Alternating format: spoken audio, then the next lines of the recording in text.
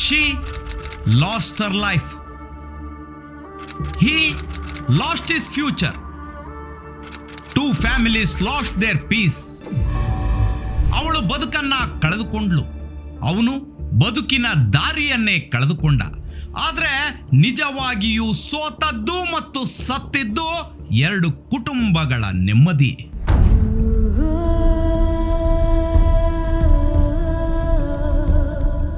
ಒಂದು ಕೊಲೆ, ಎರಡು ಮನೆಗಳ ಕಣ್ಣೀರು, ಮೂರು ಪ್ರಶ್ನೆಗಳು.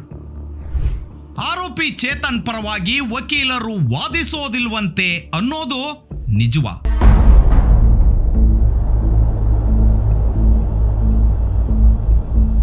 ಬಿಸಿ ರೋಡಿನ ಬಸ್ ನಿಲ್ದಾಣದಲ್ಲಿ ಬರ್ಬರವಾಗಿ ಅಮಾಯಕ ಹುಡುಗಿಯನ್ನ ಅಟ್ಟಾಡಿಸಿಕೊಂಡು ಕೊಚ್ಚಿದ ಚೇತನ್ ಆಸ್ಪತ್ರೆಯಲ್ಲಿ ಚೇತರಿಸಿಕೊಂಡು ಇದೀಗ 2 ದಿನಗಳ ಕಾಲ ಪೊಲೀಸ್ ಕಸ್ಟಡಿಯಲ್ಲಿದ್ದಾನೆ.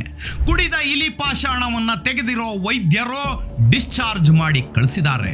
ಮುಂದೇನು?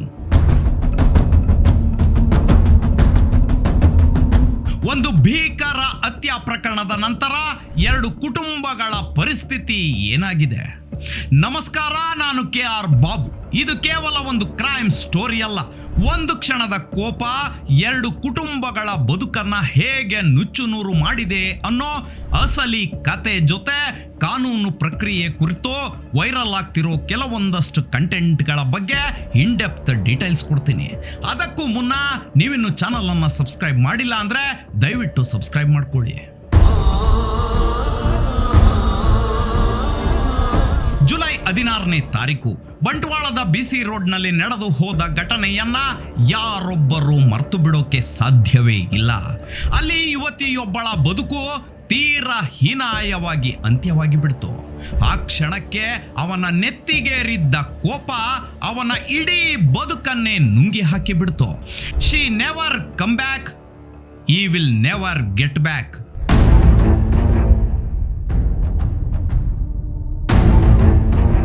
21 ವರ್ಷದ ಲಾವಣ್ಯ ಭೀಕರವಾಗಿ ಕೊಲೆಯಾಗಿಬಿಟ್ಲು. ಮಚ್ಚು ಹಿಡಿದು ಅಟ್ಟಾಡಿಸಿ ಕೊಚ್ಚಿಕೊಂದ ಕ್ರೂರ ಹಂತಕ ಇಲಿ ಪಾಷಾಣ ಕುಡಿದು ಸಾಯುವ ಡ್ರಾಮಾ ಮಾಡಿದ್ದ. ಕೊನೆಗೆ ಪೊಲೀಸರ ಕೈಗೆ ಸಿಕ್ಕಿಬಿದ್ದು ವೆನ್ಲಾಕ್ ಆಸ್ಪತ್ರೆಯ ಜೈಲಿನ ಕಂಬಿಯೊಳಗೆ ಚಿಕಿತ್ಸೆ ಪಡೆದು ಮಲಗಿಬಿಟ್ಟ. ಈ ಘಟನೆಯನ್ನ ಸಲೀಸಾಗಿ ಮರೆತು ಬಿಡೋಕೆ ಸಾಧ್ಯವಿಲ್ಲ ಅಲ್ವಾ? ಆದ್ರೆ ಈ ಘಟನೆಯ ನಂತರ ಸಾಮಾಜಿಕ ಜಾಲತಾಣಗಳಲ್ಲಿ ಸತ್ಯದ ಸುದ್ದಿಗಳು, ಸುಳ್ಳು ಸುದ್ದಿಗಳು ಬೆಂಕಿಯ ಕೆನ್ನಾಲಿಗೆಯಂತೆ ಹಬ್ಬಿದ್ವು, ಹಬ್ಬುತ್ತಲೇ ಇವೆ.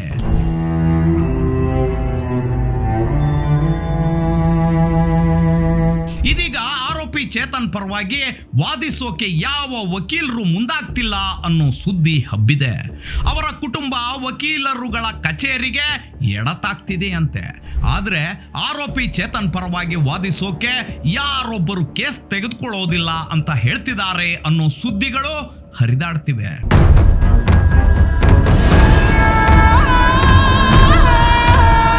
ಇದು ನಿಜವಾ? ಕೇಸ್ ತೆಗೆದುಕೊಳ್ಳೋದು ಬಿಡೋದು ಪ್ರತಿಯೊಬ್ಬ ವಕೀಲರ ವೈಯಕ್ತಿಕ ಅಭಿಪ್ರಾಯ. ಆದ್ರೆ ಇಲ್ಲಿ ಒಂದು ಮುಖ್ಯ ಪ್ರಶ್ನೆ ಇದೆ, ಇದು ನಿಜವಾ ಅನ್ನೋದು. ಇಲ್ಲಿಯವರೆಗೆ ಯಾವ ಬಾರ್ ಅಸೋಸಿಯೇಷನ್ ಕೂಡ ಆರೋಪಿಯ ಪರ ಯಾರೂ ವಕಾಲತ್ತು ವಹಿಸಬಾರದು ಅನ್ನೋ ಅಧಿಕೃತ ನಿರ್ಣಯ ಪ್ರಕಟಿಸಿರುವ ಮಾಹಿತಿ ಲಭ್ಯವಾಗಿಲ್ಲ. ಅದೇ ರೀತಿ ಆರೋಪಿಗೆ ವಕೀಲರೇ ಸಿಕ್ತಿಲ್ಲ ಅನ್ನೋದಕ್ಕೂ ಅಧಿಕೃತ ಮಾಹಿತಿ ಇಲ್ಲ. ಹಾಗಾಗಿ ಸಾಮಾಜಿಕ ಜಾಲತಾಣಗಳಲ್ಲಿ ಮತ್ತು ಬಾಯಿಂದ ಬಾಯಿಗೆ ಹರಿದಾಡುತ್ತಿರುವ ಈ ಮಾಹಿತಿಯನ್ನ ನಂಬೋದಿಕ್ಕೆ ಸಾಧ್ಯವಿಲ್ಲ. ಮತ್ತೊಂದು ಪ್ರಮುಖವಾದ ಪ್ರಶ್ನೆ ಅಂದ್ರೆ, ಈಗ ಚೇತನ್ ಹೇಗಿದ್ದಾನೆ ಮತ್ತು ಎಲ್ಲಿದ್ದಾನೆ ಅನ್ನೋದು. ಎಸ್, ಪೊಲೀಸರು ಅವನನ್ನ ಬಂಧಿಸುವ ಹೊತ್ತಿಗೆ ಅವನು ಇಲಿ ಪಾಷಾಣ ಕುಡಿದು ತಣ್ಣಗೆ ಕೂತಿದ್ದ. ಅಂದಾಗೆ ಕೃತ್ಯ ನಡೆದ ದಿನ ಆತ ಮಂಗಳೂರಿನ ಕಡೆಗೆ ಪರಾರಿಯಾಗಿದ್ನಲ್ಲ. ಈ ಟೈಮಲ್ಲಿ ಪೊಲೀಸರಿಗೆ ಅವನೆಲ್ಲಿದ್ದಾನೆ ಅನ್ನೋ ಇನ್ಫಾರ್ಮೇಶನ್ ಕೊಟ್ಟಿದ್ದು ಯಾರು ಗೊತ್ತಾ? ಸ್ವತಃ ಚೇತನ್ ತಂದೆ. ತನ್ನ ಮಗ ಮಂಗಳೂರಿನ ಪಚ್ಚನಾಡಿ ಸಮೀಪ ಇದಾನೆ ಅಂತ ಪೊಲೀಸರಿಗೆ ಹಿಂಟ್ ಕೊಟ್ಟಿದ್ದೆ ಚೇತನ್ ತಂದೆ ಪುರುಷೋತ್ತಮ್ ಗೌಡ್ರು.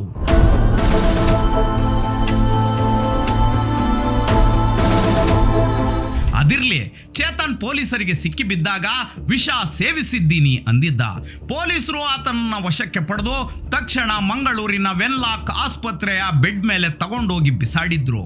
ವೈದ್ಯರು ಶ್ರಮ ಪಟ್ಟು ದೇಹದಲ್ಲಿರೋ ವಿಷವನ್ನ ತೆಗೆದಿದ್ರು. ಆದ್ರೆ ವಿಷದ ವಿಚಾರದಲ್ಲಿ ಯಾವಾಗ ಏನು ಅಂತ ಹೇಳೋದಕ್ಕೆ ಸಾಧ್ಯವಿಲ್ಲ. ಇವತ್ತು ಚೇತರಿಸಿಕೊಂಡು 6 ತಿಂಗಳ ಬಳಿಕ ಅವನ ಪ್ರಾಣ ಪಕ್ಷಿ ಹಾರಿ ಹೋಗ್ಬಹುದು. ಅಷ್ಟರ ಮಟ್ಟಿಗೆ ಪಾಯ್ಸನ್ ಅನ್ನೋದು ಡೇಂಜರ್. ಸದ್ಯ ಚೇತನ್ ಚೇತರಿಸಿಕೊಂಡಿದ್ದಾನೆ. ಬಂಟ್ವಾಳ ಪೊಲೀಸರು ಆತನನ್ನ ಬಂಧಿಸಿ ನ್ಯಾಯಾಧೀಶರ ಮುಂದೆ ಹಾಜರುಪಡಿಸಿದ್ದಾರೆ. ನ್ಯಾಯಾಧೀಶರು ಚೇತನ್ನನ್ನ 2 ದಿನಗಳ ಕಾಲ ಪೊಲೀಸ್ ವಶಕ್ಕೆ ನೀಡಿದ್ದಾರೆ. ಇದೀಗ ಮಹಜರು ಪ್ರಕ್ರಿಯೆ ನಡೆಸಬೇಕಿದೆ. ಈ ಸಂದರ್ಭದಲ್ಲಿ ಇವನು ಪೊಲೀಸರ ಮೇಲೆ ಹಲ್ಲೆ ಮಾಡಿ ತಪ್ಪಿಸಿಕೊಳ್ಳೋಕೆ ಯತ್ನಿಸಲೂಬಹುದು, ಪೊಲೀಸರ ಬಂದೂಕು ಮಾತಾಡಲೂಬಹುದು, ಗೊತ್ತಿಲ್ಲ. ಒಂದಂತೂ ಸತ್ಯ, ಅಷ್ಟರ ಮಟ್ಟಿಗೆ ಲಾವಣ್ಯ ಮರ್ಡರ್ ಮ್ಯಾಟ್ರು ಸೀರಿಯಸ್ ಆಗಿದೆ.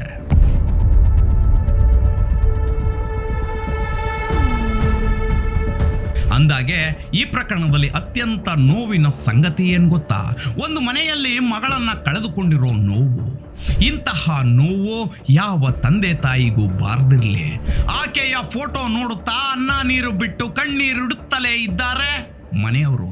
ಕಕ್ಕೆ ಪದುವಿನಲ್ಲಿ ನೀರವ ಮೌನ. ಲಾವಣ್ಯ ಮನೆಯಲ್ಲಿ ಸ್ಮಶಾನ ಮೌನ.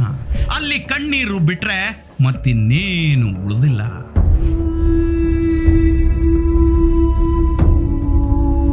ಇನ್ನು ಆರೋಪಿ ಚೇತನ್ ಮನೆಯಲ್ಲಿ ಮಗ ಬದುಕಿದ್ದಾನೆ. ಆದ್ರೆ ಅವನು ಜೀವಂತವಾಗಿದ್ದು ಎಲ್ಲವನ್ನು ಕಳೆದುಕೊಂಡಿದ್ದಾನೆ. ಮಗನಿಗಾಗಿ ಮನೆ ಕಟ್ಟಿಸಿ ಮಗನ ಸುಂದರ ಬದುಕನ್ನು ನೋಡಿ ಕೊನೆ ಕ್ಷಣಗಳನ್ನು ಕಳೆಯಬೇಕಿದ್ದ ತಂದೆ ತಾಯಿ ಎದೆಯಲ್ಲಿ ಸಹಿಸಲಾರದ ದುಃಖ. ಮನೆಯಿಂದ ಹೊರಬಂದ್ರೆ ತಲೆ ತಗ್ಗಿಸುವ ಪರಿಸ್ಥಿತಿ. ಪಾಪಿ ಮಗ ಮಾಡಿದ ತಪ್ಪಿಗೆ ಇಡೀ ಕುಟುಂಬ ಸಮಾಜದ ಮುಂದೆ ಉತ್ತರ ಕೊಡಬೇಕಾದ ನೋವು.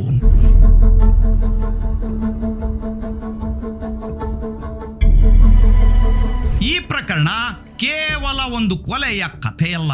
ಕೋಪ, ಅತಿಯಾದ ಈಗೋ, ನನ್ನದೇ ಅನ್ನೋ ಮನಸ್ಥಿತಿ ಇವುಗಳು ಸೇರ್ಕೊಂಡ್ರೆ ಒಂದು ಕ್ಷಣದಲ್ಲೇ ಎಷ್ಟು ಜೀವಗಳನ್ನ ಹಾಳು ಮಾಡಬಹುದು ಎಂಬ ಎಚ್ಚರಿಕೆ.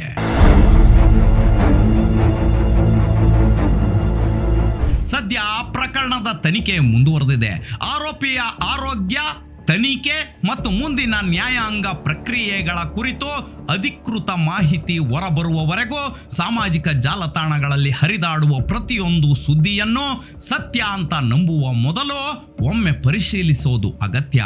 ಯಾಕಂದ್ರೆ ವೈರಲ್ ಆಗುವುದೆಲ್ಲ ಸತ್ಯ ಆಗಿರೋದಿಲ್ಲ.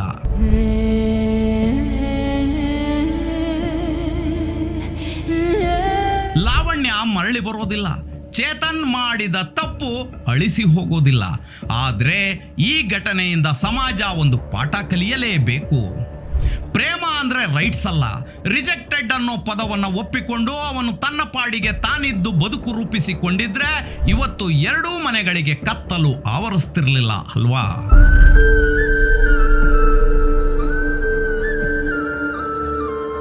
ಒಂದು ಮನೆ ಮಗಳನ್ನ ಕಳೆದುಕೊಂಡು ಅಳುತ್ತಿದೆ. ಇನ್ನೊಂದು ಮನೆಯಲ್ಲಿ ಮಗನ ಬದುಕೆ ಕತ್ತಲೆ ಆಗಿದೆ. ಒಂದು ಕ್ಷಣದ ಕೋಪ 2 ಕುಟುಂಬಗಳ ಬದುಕಿನ ದಿಕ್ಕನ್ನೇ ಬದಲಾಯಿಸ್ಬಿಟ್ಟಿದೆ. ಹೀಗಾಗಿ ಯುವಕರೇ ಹುಷಾರ್. ನಿಮ್ಮ ಹುಡುಗಿ ನೋ ಅಂದ್ರೆ ಬಲವಂತ ಮಾಡಬೇಡಿ. ಕಿಡಿಗೇಡಿ ಚೇತನ್ ರೀತಿ ಕೊಂದು ಬಿಡುವ ನಿರ್ಧಾರವನ್ನು ಮಾಡಬೇಡಿ. Life is short. ಅವಳಿಗೆ ಗೋಲಿ ಹೊಡೆದೋ ನೀವಾಯ್ತು, ನಿಮ್ಮ ಕುಟುಂಬವಾಯ್ತು ಅಂತ ಇದ್ದು ಬಿಡಿ. ಏನಂತೀರಾ? ಕಾಮೆಂಟ್ ಮಾಡಿ. ಇಂತಹ ಡಿಫರೆಂಟ್ ಕ್ರೈಮ್ ಸ್ಟೋರಿಗಳಿಗಾಗಿ stay tuned. Suman TV Kannada, ಇದು ಸಮಾಜದ ಸ್ವರ.